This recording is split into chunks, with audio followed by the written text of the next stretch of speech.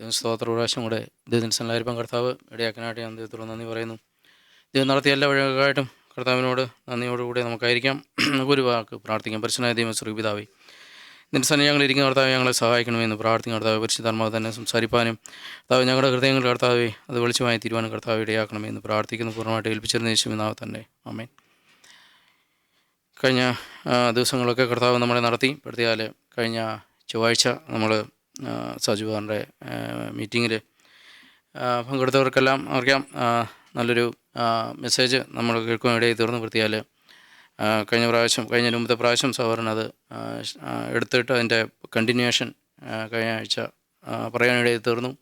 നമുക്കറിയാം ഉപ്പിൻ്റെ കാര്യത്തെക്കുറിച്ചും അതിന് 5-ാം അധ്യായത്തിൻ്റെ താഴോട്ടുള്ള ആത്മാവിൽ ദരിദ്രരാകുന്ന ആ കാര്യങ്ങളൊക്കെ ഇങ്ങോട്ട് പറഞ്ഞു വന്നപ്പോഴും പല കാര്യങ്ങൾ സഹോദരൻ നമ്മളെ ഓർപ്പിക്കുകയും നമ്മളെ ബലപ്പെടുത്തുകയും ചെയ്തു. വൃത്തിയാൽ യോസഫിനെക്കുറിച്ച് നമ്മൾ സംസാരിച്ച സഹോദരൻ പത്തിപ്പേറിൻ്റെ ഭവനത്തിൽ ആയിരുന്ന സമയത്ത് യോസഫ് നേരിട്ട കാര്യങ്ങളും യോസഫ് എടുത്ത സ്റ്റാൻഡും കാര്യങ്ങളൊക്കെ നമ്മൾ കേട്ടു. അതുപോലെ തന്നെ ശിംശോൻ്റെ കാര്യങ്ങൾ സഹോദരൻ സംസാരിച്ചു. ശിംശോൻ എങ്ങനെ ആയിരുന്നുവെന്നും അവസാനം ഏതവസ്ഥയിലേക്ക് പോയി എന്നൊക്കെ ഉള്ള കാര്യങ്ങൾ നമ്മളുടെ വ്യക്തമായിട്ട് സംസാരിക്കുകയും ഇടപെടുകയും ചെയ്ത് ഞാൻ വിചാരിക്കുന്നു എല്ലാവർക്കും അത് വളരെ അനുഗ്രഹപരമായിരുന്നു. അത് വളരെ ആഴത്തിൽ തന്നെ നമ്മളോട് ഇടപെട്ടു. അതിനായിട്ട് ഞാൻ ദൈവത്തോട് നന്ദി പറയുന്നു. എന്നോടും അത് വളരെ ആഴത്തിൽ ഇടപെടുവാൻ കർത്താവ് ഇടയാക്കി. ഇന്ന് ചില കാര്യങ്ങൾ ദൈവത്തിൻ്റെ വചനത്തിൽ നിന്ന് സംസാരിക്കാൻ വേണ്ടി താല്പര്യപ്പെടുന്ന കർത്താവ് സഹായിക്കേണ്ടത് നമുക്ക് പ്രാർത്ഥിക്കാം. എഫെസ്യർ 5 നമ്മൾക്കൊക്കെയും പരിചയമായ വാക്യങ്ങളൊക്കെ തന്നെയാണ് കർത്താവ് എന്നോട് ഇടപെട്ടു. അതിനായിട്ട് ഞാൻ ദൈവത്തോട് നന്ദി പറയുന്നു. 5 ചില വാക്യങ്ങൾ വായിക്കാൻ ആഗ്രഹിക്കുന്നു. ആകയാൽ പ്രിയം 1 മുതലുള്ള വാക്യങ്ങളാണ്. ആകയാൽ പ്രിയമക്കൾ എന്ന പോലെ ദൈവത്തെ അനുകരിക്കുകയും ക്രിസ്തുവും നിങ്ങളെ സ്നേഹിച്ച് നമുക്ക് വേണ്ടി തന്നെത്താൻ ദൈവത്തിന് സൗരഭ്യവാസനയായ വഴിപാടും യാഗമായി അർപ്പിച്ചതുപോലെ തന്നെ സ്നേഹത്തിൽ നടക്കുവീൻ. അതിനുശേഷം അതിൻ്റെ 14 മുതലുള്ള വാക്യങ്ങൾ, അതിന് ഒത്തിരി കാര്യങ്ങൾ താഴോട്ട് ഉണ്ട് എങ്കിലും അതിൻ്റെ 14 മുതലുള്ള ചില വാക്യങ്ങളിലൂടെ ഞാൻ വായിക്കാം. അതുകൊണ്ട് ഉറങ്ങുന്നവനെ ഉണർന്ന് മരിച്ചവരുടെ ഇടയിൽ നിന്ന് എഴുന്നേൽക്കുക, എന്നാൽ ക്രിസ്തു നിൻ്റെ മേൽ പ്രകാശിക്കും എന്ന് ചൊല്ലുന്നു. ആകയാൽ സൂക്ഷ്മത്തോടെ അജ്ഞാനികളായിട്ടല്ല ജ്ഞാനികളായിട്ടത്രേ നടക്കുവാൻ നോക്കുവീൻ. ഇത് ദുഷ്കാലമാകിയാൽ സമയം തക്കത്തിൽ ഉപയോഗിച്ചു കൊള്ളുവീൻ.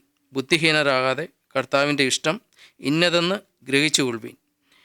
അപ്പം ഞാൻ ഇത് എന്നെയും വളരെ ചിന്തിപ്പിക്കാനുള്ള കാരണം കഴിഞ്ഞ ആഴ്ച സാജുബാബർ സംസാരിച്ച ശേഷം എൻ്റെ ഹൃദയത്തോടും വളരെ ശക്തമായിട്ട് തന്നെ ദൈവത്തിൻ്റെ ആത്മാവ് ഇടപെട്ടുകൊണ്ടേയിരുന്നു. ഞാനതിന് ദൈവത്തോട് നന്ദി പറയുന്നു. അപ്പം അതിനകത്തെ 2ാമത്തെ വാക്യത്തിനകത്ത് എഴുതിയിരിക്കുന്ന ക്രിസ്തുവും നിങ്ങളെ സ്നേഹിച്ചുകൊണ്ട് നമുക്ക് വേണ്ടി തന്നെത്താൻ ദൈവത്തിന് സൗരഭ്യവാസനയായ വഴിപാടും യാഗവുമായി അർപ്പിച്ചതുപോലെ സ്നേഹത്തിൽ നടക്കുവിൻ. അപ്പോൾ തീർച്ചയായിട്ടും കർത്താവ് നമ്മളോട് പറയുന്ന ഒരു കാര്യം, ക്രിസ്തു നിങ്ങളെ സ്നേഹിച്ച് നമുക്ക് വേണ്ടി തന്നെത്താൻ, അതെ കർത്താവ് നമുക്ക് തന്നെത്താൻ യാഗമായി തീർന്ന ഒരു കർത്താവിനെക്കുറിച്ച് നമുക്കെല്ലാവർക്കും തന്നെ അറിയാം. നമ്മൾ അത് വളരെ ആഴത്തിൽ തന്നെ നമ്മളത് ഗ്രഹിക്കുന്നു. കർത്താവ് നമ്മളെ സ്നേഹിച്ചു. അതെ, നമ്മൾ പാപികളും ദോഷികളായിരുന്ന സമയത്ത് തന്നെ കർത്താവ് നമ്മളെ കണ്ടെത്തി, കർത്താവ് നമ്മളെ വീണ്ടെടുത്ത് ദൈവത്തിൻ്റെ സന്നിധിയിൽ നമ്മളെ നിർത്തിയിരിക്കുന്നു. അതെല്ലാം കർത്താവ് നമുക്ക് വേണ്ടി യാഗമായി തീർന്നതിനാൽ നമുക്ക് ലഭിച്ച ഒരു കാര്യം തന്നെയാണ്. അതേ സൗരഭ്യാസനായ വഴിപാട് യാഗമായി അതുപോലെ സ്നേഹത്തിൽ നടക്കുവിൻ. നമുക്കും തീർച്ചയായിട്ടും ആ ഒരു സ്നേഹത്തിൽ കർത്താവ് നമുക്ക് ചെയ്ത പോലെ തന്നെ നമുക്കും പരസ്പരമുള്ള സ്നേഹവും ആ ഒരു കാര്യവും കർത്താവ് നമ്മളെക്കുറിച്ച് വീണ്ടും ഓർപ്പിക്കുകയാണ്. അതിനുശേഷം എൻ്റെ 14 എഴുതിക്കുന്നത്, അതുകൊണ്ട് ഉറങ്ങുന്നവരെ ഉണർന്നിരിപ്പീൻ, ഉണർന്ന് മരിച്ചവരുടെ ഇടയിൽ നിന്ന് ഉയർത്തെഴുന്നേൽക്കുക, എന്നാൽ ക്രിസ്തു നിൻ്റെ മേൽ പ്രകാശിക്കും എന്ന് ചൊല്ലുന്നു. ആകയാൽ സൂക്ഷ്മത്തോടെ അജ്ഞാനികളായിട്ടല്ല ജ്ഞാനികളായിട്ട് എത്ര നടക്കുവിൻ നോക്കുവിൻ. അപ്പം അത് എന്നെ വളരെ ചിന്തിപ്പിച്ച ഒരു കാര്യം. നമ്മൾ ആ ഉപ്പിൻ്റെ കാര്യമൊക്കെ പറഞ്ഞു കഴിഞ്ഞപ്പോൾ തീർച്ചയായിട്ടും നമ്മൾ എങ്ങനെ ആയിരിക്കണം എന്നുള്ളത്, നമ്മൾ ഈ ഭൂമിയിലായിരിക്കുമ്പോൾ ആകയാൽ സൂക്ഷ്മത്തോടെ അജ്ഞാനികളായിട്ടല്ല ജ്ഞാനികളായിട്ടത്ര നടക്കുവിൻ നോക്കുവിൻ. ഇത് ദുഷ്കാലമാകിയാൽ സമയം തക്കത്തിൽ ഉപയോഗിച്ചു കൊള്ളുവിൻ. അപ്പോൾ തീർച്ചയായിട്ടും നമുക്കറിയാം ഈ കാലത്തിൻ്റെ പോക്കുകളും കാലം മുമ്പോട്ട് പോയിക്കൊണ്ടിരിക്കുന്ന ഒരവസ്ഥയെപ്പറ്റി നമുക്ക് പ്രത്യേകിച്ചൊന്നും പറയേണ്ട കാര്യമില്ല. നമുക്കെല്ലാവർക്കും അറിയാം എങ്ങനെയാണ് ഇപ്പോഴത്തെ ഈ ലോകം പൊയ്ക്കൊണ്ടിരിക്കുന്നത്, അല്ലെങ്കിൽ ഈ ലോകം സഞ്ചരിച്ചുകൊണ്ടിരിക്കുന്നത് എങ്ങനെയാണെന്നുള്ളത് നമുക്കെല്ലാവർക്കും വ്യക്തമായിട്ട് അറിയാം. കാരണം ആർക്കും നോക്കിക്കഴിഞ്ഞാൽ നമ്മൾ ഒത്തിരി കാര്യങ്ങൾ ചിന്തിച്ചു കഴിഞ്ഞാൽ ദൈവവചനം വായിക്കുന്നതിനോ അല്ലെങ്കിൽ ആ ദൈവവചനം കേൾക്കുന്നതിനോ അല്ലെങ്കിൽ ആ ദൈവവചനം അനുസരിച്ച് നടക്കുന്നതിനോ ഒന്നും താല്പര്യമുള്ള ഒരു തലമുറയല്ല ഈ തലമുറ, അല്ലെങ്കിൽ ഈ ആയിരിക്കുന്ന തലമുറ, അല്ലെങ്കിൽ വളർന്നു വരുന്ന തലമുറ. അത് വളരെ കടന്നു പോകുന്ന ഒരവസ്ഥ വിഭിന്നമാണ്. നമ്മളതെല്ലാം തിരിച്ചറിയുന്നു. നമ്മളത് ലോകത്തിലോട്ട് നോക്കുമ്പോൾ നമ്മളതെല്ലാം കാണുന്നു.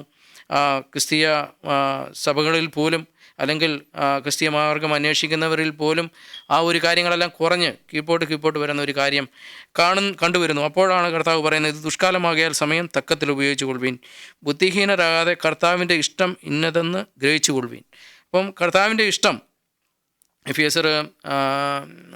എഫേസറിൽ പറയുന്നുണ്ട്, കർത്താവിൻ്റെ ഇഷ്ടമോ നിങ്ങളുടെ ശുദ്ധീകരണം തന്നെ.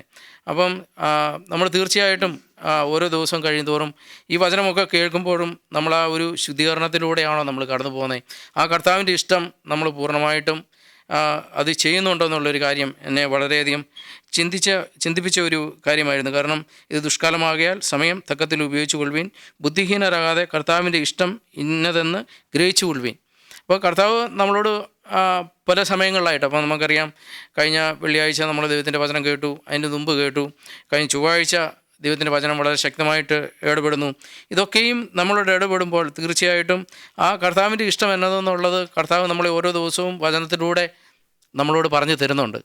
നമ്മൾ ഉപ്പായിരിക്കണം, അല്ലെങ്കിൽ നമ്മൾ എങ്ങനെ ആയിരിക്കണം, അങ്ങനെയുള്ള പല കാര്യങ്ങൾ കഴിഞ്ഞ വെള്ളിയാഴ്ചയൊക്കെ ആയിട്ടും പല കാര്യങ്ങളും കർത്താവ് നമ്മളോട് പറഞ്ഞു തരുന്നത് കർത്താവിൻ്റെ ഇഷ്ടം നമ്മളെ നിവർത്തിക്കാൻ വേണ്ടി തന്നെയാണ്. കർത്താവിൻ്റെ വചനം തൻ്റെ സഹോദരന്മാരിലൂടെ അല്ലെങ്കിൽ സാക്ഷ്യങ്ങളിലൂടെ അല്ലെങ്കിൽ വചനത്തിലൂടെ ഒക്കെ നമ്മളോട് ദൈവത്തിൻ്റെ വചനം സംസാരിക്കുന്നത് കർത്താവിൻ്റെ ഇഷ്ടം പൂർണ്ണമായിട്ട് നിറവേറണം. അതാണ് കർത്താവ് നമ്മളെക്കുറിച്ച് ആഗ്രഹിക്കുന്നത്. അപ്പോൾ തീർച്ചയായിട്ടും ആ ബുദ്ധിഹീനരാകാതെ കർത്താവിൻ്റെ ഇഷ്ടം ഇന്നതെന്ന് ഗ്രഹിച്ചു കൊള്ളുവിൻ, അതിനുവേണ്ടിയാണ് കർത്താവ് നമ്മളെ വിളിച്ചിരിക്കുന്നത്. അപ്പോൾ തീർച്ചയായിട്ടും നമ്മളായിരിക്കുന്ന എല്ലാ തലങ്ങളിലും കർത്താവ് നമ്മളെക്കുറിച്ച് ആഗ്രഹിക്കുന്ന ഒരു കാര്യം ഇതാണ്. ആ കർത്താവിൻ്റെ ഇഷ്ടം തിരിച്ചറിഞ്ഞുകൊണ്ട് നമ്മൾ മുന്നോട്ട് പോകാൻ കർത്താവ് നമ്മളെക്കുറിച്ച് ആഗ്രഹിക്കുന്ന ഒരു കാര്യം. അതിൻ്റെ 19 ഇങ്ങനെ എഴുതിയിരിക്കുന്നു, ആത്മാവ് നിറഞ്ഞവരായി സങ്കീർത്തനങ്ങളാലും സ്തുതികളാലും ആത്മീയ ഗീതങ്ങളാലും തമ്മിൽ സംസാരിച്ചും നിങ്ങളുടെ ഹൃദയത്തിൽ കർത്താവിന് പാടിയും കീർത്തനം ചെയ്തും നമ്മുടെ കർത്താവായ യേശുക്രിസ്തുവിൻ്റെ നാമത്തിൽ ദൈവവും പിതാവുമായവനെ എല്ലായ്പ്പോഴും എല്ലാത്തിനും വേണ്ടി സ്തോത്രം ചെയ്തു കൊള്ളുവീൻ. അപ്പോൾ തീർച്ചയായിട്ടും നമ്മളിത് പലപ്പോഴും കേൾക്കുന്ന കാര്യങ്ങൾ തന്നെയാണ്. പലപ്പോഴും മെസ്സേജുകൾ കേട്ടിട്ടുണ്ട്, അല്ലെങ്കിൽ നമ്മൾ സാക്ഷി പറയുമ്പോഴൊക്കെയും കേൾക്കുന്ന വാക്യങ്ങൾ തന്നെയാണ്. ആത്മാവ് നിറഞ്ഞവരായി സങ്കീർത്തനങ്ങളാലും സ്തുതികളാലും ആത്മീയ ഗീതങ്ങളാലും തമ്മിൽ സംസാരിച്ച് നിങ്ങളുടെ ഹൃദയത്തിന് കർത്താവിന് പാടിയും കീർത്തനം ചെയ്തും നമ്മുടെ കർത്താവായ യേശുക്രിസ്തുവിൻ്റെ നാമത്തിൽ ദൈവവും പിതാവുമായവന് എല്ലായ്പ്പോഴും എല്ലാറ്റിനും സ്തോത്രം ചെയ്തു കൊള്ളുവീൻ.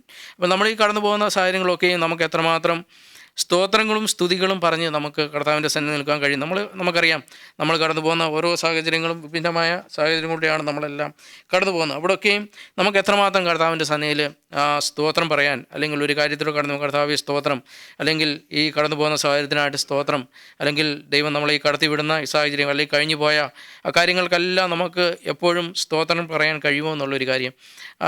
ഈ ദിവസങ്ങളൊക്കെ ഞാൻ ചെയ്തുകൊണ്ടിരിക്കുന്ന കാര്യം, എൻ്റെ ജീവിതത്തിൽ ഓരോ കാര്യങ്ങൾ വരുമ്പോഴും ഞാൻ പറയുന്ന ഒരു കാര്യം, കർത്താവ് സ്തോത്രം, നീ എല്ലാം നന്മയ്ക്കായിട്ടാണ് കർത്താവ് ചെയ്യുന്നത്. അപ്പം സ്തോത്രത്തോടു കൂടി തന്നെ ആ കർത്താവിൻ്റെ സന്നിധിയിലായിരിക്കാൻ, എന്തിനും നമ്മൾ ആ കർത്താവിൻ്റെ സന്നിധിയിൽ നന്ദിയുള്ള ഒരു ഹൃദയമുള്ളവരായിട്ടും സ്തോത്രവും സ്തുതിയും ഉള്ളവരായിട്ടിരിക്കാൻ കർത്താവ് നമ്മളെക്കുറിച്ച് ആഗ്രഹിക്കുന്നു. അതിനുശേഷം ക്രിസ്തുവിൻ്റെ ഭയത്തിൽ അന്യോന്യം കീഴ്പ്പെട്ടിരിക്കുവിൻ. അപ്പം ഇതെല്ലാം കർത്താവിനോട് ഒരു കാര്യം, നമ്മൾ തമ്മിൽ കീഴ്പ്പെട്ടിരിക്കുന്ന കാര്യത്തെക്കുറിച്ചും തമ്മിൽ ബഹുമാനിക്കുന്നതിനെക്കുറിച്ചും തമ്മിൽ നമ്മളെത്ര സഹോദരന്മാരായിരിക്കുമ്പോഴും നമ്മൾ എത്രമാത്രം ആ ഒരു കീഴടങ്ങിയായിരിക്കുന്നു എന്ന് പറയുമ്പോൾ സ്നേഹത്തിൽ നമ്മൾ ആ ഒരു ബഹുമാനം കൊടുക്കാനും തമ്മിൽ സ്നേഹിക്കാനൊക്കെ നമുക്ക് എത്രമാത്രം കഴിയുന്നുണ്ടെന്നുള്ളൊരു കാര്യം കർത്താവ് എന്നെയും ഓർപ്പിച്ചു. അതിനായിട്ടെല്ലാം ഞാൻ ദൈവത്തോട് നന്ദി പറയുന്നു. കാരണം അതിൻ്റെ മുകളിൽ വേറൊരു വാക്യം കൂടി ഇങ്ങനെ എഴുതിയിരിക്കുന്നു, ഇരുട്ടിൻ്റെ നിഷ്ഫല പ്രവർത്തികളിൽ, അതിൻ്റെ 11 കഴിക്കുന്നു, ഇരുട്ടിൻ്റെ നിഷ്ഫല പ്രവർത്തികളിൽ കൂട്ടാളികളാകരുത്, അവയെ ശാസിക്കുക അത്രേ വേണ്ടത്. അതെ, നമ്മുടെ ജീവിതത്തിനകത്തും നമ്മുടെ കടന്നു പോകുന്ന അവസ്ഥകളൊക്കെയും ആ ഓരോ ഇരുട്ടിൻ്റെ അവസ്ഥയിൽ, കാരണം നമ്മളായിരിക്കുന്നിടത്തൊക്കെ, നമ്മൾ ചെല്ലുന്നിടത്തൊക്കെ നമ്മളൊരു വെളിച്ചമായിരിക്കാനാണ് കർത്താവ് നമ്മളെക്കുറിച്ച് ആഗ്രഹിക്കുന്നത്. അപ്പം അതിന് മുമ്പ് ഇങ്ങനെ എഴുതിയിരിക്കുന്നു, മുമ്പേ നിങ്ങൾ ഇരുളായിരുന്നു, ഇപ്പോഴോ കർത്താവിൽ വെളിച്ചമാവുന്നു. അപ്പോൾ തീർച്ചയായിട്ടും കർത്താവ് നമ്മളെക്കുറിച്ച് ആഗ്രഹിക്കുന്നത് ആ എല്ലാ ഏരിയകളിലും, അല്ലെങ്കിൽ നമ്മളെവിടെ ആയിരിക്കുന്നു അവിടെയൊക്കെ നമ്മളൊരു വെളിച്ചമായിട്ട്, നമ്മളൊരു നമ്മൾ ചെല്ലുന്ന ഇടത്ത് ആ ഇരുട്ട് മാറിപ്പോകുവാൻ, അല്ലെങ്കിൽ നമ്മളൊരു വെളിച്ചം തന്നെ ആയിരിക്കണം. നമ്മൾ എവിടെ കടന്നു ചെല്ലുന്നു, അല്ലെങ്കിൽ നമ്മൾ ഇടപെടുന്നവരോടെങ്കിലും സംസാരിക്കുന്നവരോടെങ്കിലും നമ്മൾ കണ്ടുമുട്ടുന്നവരൊക്കെ എടുക്കൽ നമ്മൾ അവർക്കൊരു വെളിച്ചമായിരിക്കാൻ, ആ വെളിച്ചം എന്ന് പറയുമ്പോൾ കർത്താവ് തന്ന ഒരു വെളിച്ചമാണ്. അതെ, ആ വെളിച്ചം നമ്മൾ ഉണ്ടെങ്കിൽ മാത്രമേ അവിടെ ഒരു വെളിച്ചമായിട്ട് നമുക്ക് പ്രകാശിക്കാൻ കഴിയത്തുള്ളൂ. പക്ഷേ നമ്മൾ ഈ വചനമെല്ലാം കേട്ടിട്ടും നമ്മുടെ ആ ഉള്ളിലുള്ള ഇരുട്ട് മാറാതെ ഇപ്പോഴും ആ ഇരുട്ടിൻ്റെ അവസ്ഥയിൽ തന്നെ ഇരിക്കുകയാണെങ്കിൽ നമുക്ക് തീർച്ചയായിട്ടും ആ ഒരു വെളിച്ചമായിട്ടിരിക്കാൻ നമുക്ക് കഴിയത്തില്ല. ഈ വചനമൊക്കെ കേൾക്കുമ്പോഴും നമ്മുടെ ഹൃദയങ്ങളിൽ കർത്താവ് പറയുന്ന പോലെ ഒരു ശുദ്ധീകരണം കർത്താവ് നമ്മളെക്കുറിച്ച് ആഗ്രഹിക്കുന്നു. ഓരോ ദിവസം കഴിയുന്തോറും നമ്മുടെ ആ ഇരുട്ടിൻ്റെ അവസ്ഥയെല്ലാം മാറി പൂർണ്ണമായിട്ടും വെളിച്ചത്തിലേക്ക് വരുവാനും ഇരുട്ടിൻ്റെ എല്ലാ നിഷ്ഫല പ്രവൃത്തികളും മാറി പൂർണ്ണമായിട്ടും വെളിച്ചത്തിൽ കർത്താവിൻ്റെ പ്രവൃത്തി ചെയ്യുന്നവരായിരിക്കാൻ കർത്താവ് നമ്മളെ സഹായിക്കട്ടെ. ആമേൻ.